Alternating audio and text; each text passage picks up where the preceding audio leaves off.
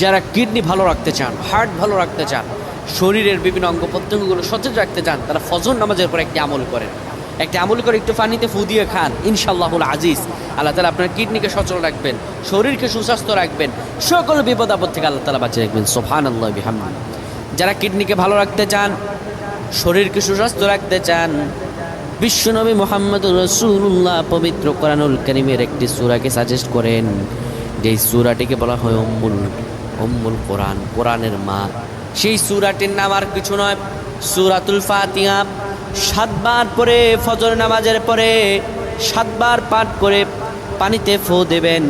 পানিতে ফু দেওয়ার সঙ্গে সঙ্গে আমার আল্লাহ রব্বুল আলামিন আপনার পানির মধ্যে এত শক্তি দান করবেন, আল্লাহ যাবতীয় সমস্যাগুলো দূর করে দেবেন।